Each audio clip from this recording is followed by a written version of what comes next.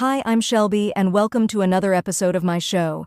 In today's relaxing episode, I'll be telling you all a story from my life, so without further ado, let's take our time to begin at a snail's pace.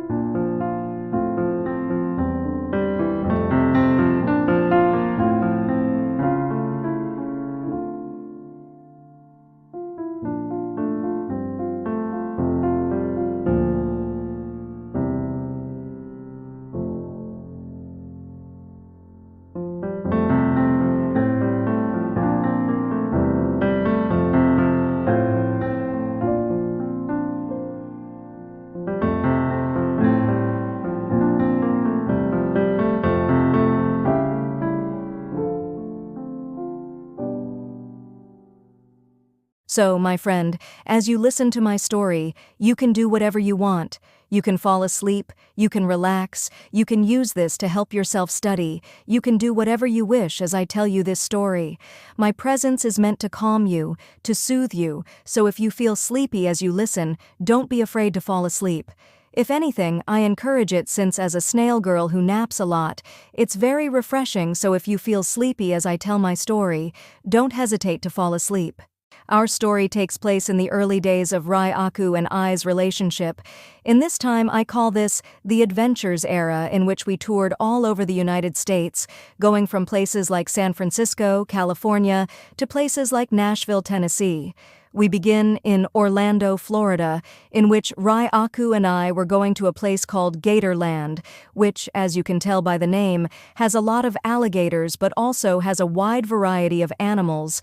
Animals like birds, capybaras, wildcats, crocodiles, snakes, and even tortoises. However, if there was one thing about this trip that was so fun, at least for me, was Rai Aku's low-tolerance fear of alligators and crocodiles. However, the only reason why Rai Aku was fine with bringing me here was because he lost a bet with me. You see, he and I made a bet on whether or not I could go one day without napping. If he had won, he would get to write whatever he wanted on my shell, and if I had won, to which I did, I got to choose where our next trip would be. I had won, and to which, knowing I'd trigger his intense fear of alligators and crocodiles, I chose Gatorland to get back at him for all the times he mocked my arachnophobia. He begged me not to choose that, but I did, and when we went, his face was blue with fear at all times. To make my revenge even bigger, I made sure we did everything there was to offer, so he was scared at all times. Now, when we first got there, we saw the giant gator jaw that you'll be greeted with. Tourists usually take photos in the jaws, and we did, but we're not exactly tourists since Rai Aku and I have lived in Florida before, though I've lived almost my whole life in Florida, while Rai Aku has only lived in Florida in certain periods of his life. Then, the moment we walked in, we immediately saw the alligator feeding areas, and Rai Aku immediately froze in fear. When I noticed this, I said teasingly, "What's wrong, Rai Aku? Are you scared of some alligators?" I then leaned into his ear and said in the most teasing way possible, "It kind of wants to make you hide in your shell, huh?" I then pulled away and smiled, pretending as if nothing had happened. What makes this even better is that the first half of the area is almost nothing but alligator feeding areas, meaning Rai Aku would be surrounded by nothing but alligators for quite some time.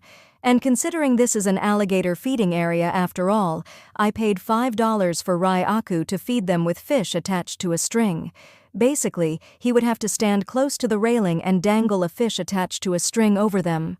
When they jumped to eat the fish, Rai Aku's reaction was absolutely hilarious. He jumped and ran off as far away as he could from the alligators. I, of course, chased after him and kept teasing him for it. After that, we wandered around the giant alligator pond, which contained tons of alligators. There was a boardwalk that cut across this pond, so we walked across, and Rai-Aku, the whole time, was blue in the face while I was enjoying and reveling in his fear. My reasoning for revenge is that ever since Rai-Aku found out about my arachnophobia, he teased me non-stop.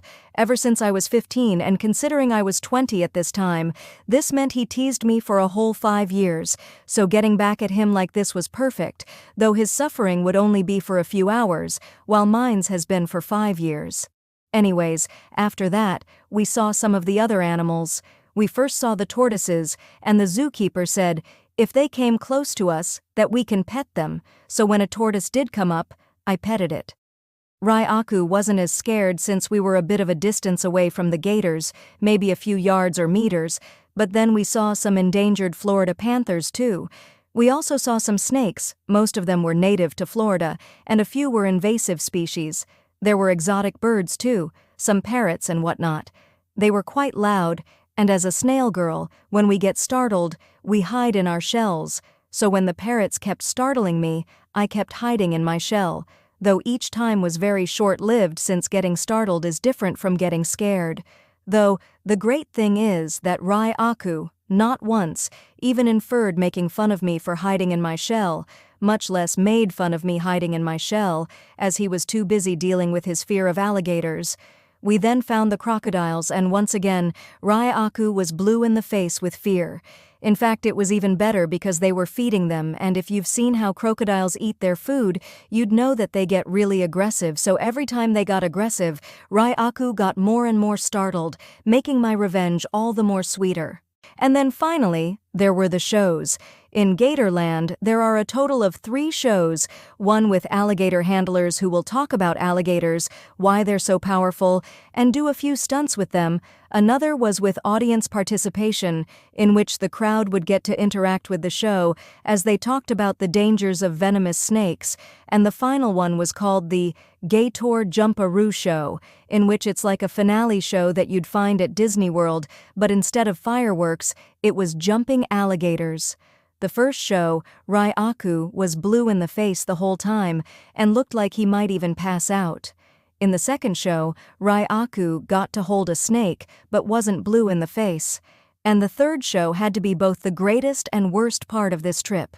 You see, in the show, there's 2 characters who are both stereotypical hillbillies who apparently both can't be hired, so whoever gets the most gators to jump gets the job, and trust me, when I say, the humor was very cheesy. Now, I'm not into that type of humor, but Rai-Aku is. In fact, it's one of his favorite types of humor, so when the show started, though he was blue in the face, due to all of the alligators in front of him, I'm afraid that the comedy had started making him less and less fearful, and eventually broke him out of his fear of alligators and crocodiles. Nowadays, they don't scare him at all, meaning he doesn't have any fear at all. So then, you may be asking, did his teasing stop after this? The answer would be no. In fact, it made it worse, because now that he's no longer scared of anything, this means he can't be a hypocrite, so when he teases me, I can no longer get back at him. Moral of the story? Trying to use someone's fear against them for revenge will not work, and will only make things worse. Sucks, doesn't it? So, my friend, that's all for now. I hope you enjoyed my story. Let me know what you thought of it in the comments below, and before you go, here's some wise words from your old snail pal. Nature does nothing in haste. A snail's pace is its pace. Ralph Waldo Emerson. Now then, farewell, my friend. I hope you'll return for another snail-paced time with me.